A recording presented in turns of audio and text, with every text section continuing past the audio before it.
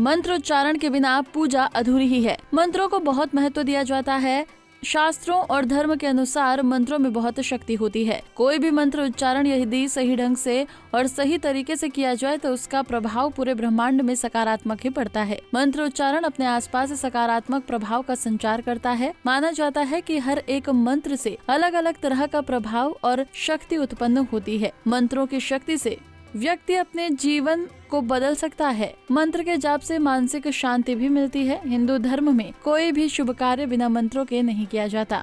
अधिकतर लोग पूजा के समय गायत्री मंत्र और महामृत्युंजय मंत्र का लगभग नित्य जाप करते हैं। कोई भी मंत्र घर या मंदिर में कहीं भी यदि सच्ची श्रद्धा के साथ किया जाए तो ये विशेष फलदायी होता है, और यदि वो मंत्र जाप पूरे तरीके से किया जाए तो श्रद्धा और भी बढ़ जाती है। मंत्र का जाप करने के लिए माला का प्रयोग किया जाता है, लेकिन क्या आप जानते हैं कि ऐसा क्यों किया जाता है? मूलतः माला का प्रयोग इसलिए किया जाता है कि मंत्रों की संख्या में जप करते समय कोई गलती न हो जाए। एक माला में लगभग 108 दाने होते हैं। सामान्यतः माला के दानों को मनका कहा जाता है। अलग अलग मंत्र के जाप के लिए माला भी अलग अलग प्रयोग की जाती है। मंत्र जप के नियम। मंत्र जाप और माला संबंधी कुछ विशेष नियम होते हैं, अतः मंत्र जाप करते समय कुछ विशेष बातों का ज्ञान होना बेहद जरूरी है।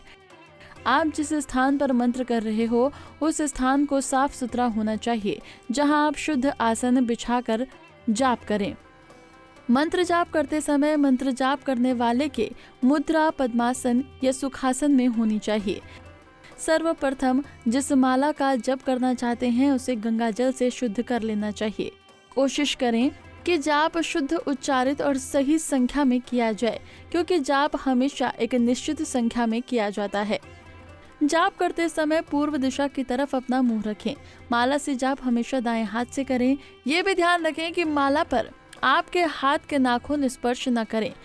मंत्र जाप आप रुद्राक्ष, स्फटिक, हल्दी, चंदन या तुलसी किसी भी माला से कर सकते हैं।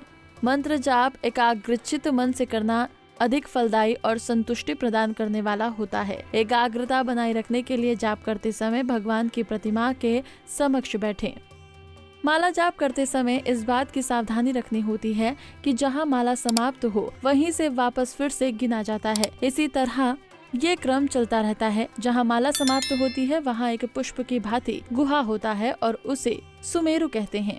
इसके पीछे ये मान्यता है कि जब समुद्र मंथन में सुमेरु पर्वत मथानी के रूप में थे, उसमें एक तरफ देवता दूसरी तरफ असुर थे। मान्यता ये है कि अगर सुमेरु को लांघते हैं तो आप असुर चले जाएंगे।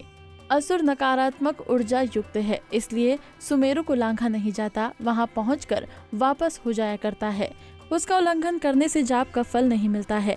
जाप खत्म होने के बाद माला को उसके स्थान पर रख दें। माला के नए मनके के बाद एक गांठ जरूर लगी होनी चाहिए। माला हमेशा व्यक्तिगत होनी चाहिए, दूसरे की माला का प्रयोग नहीं करना चाहिए।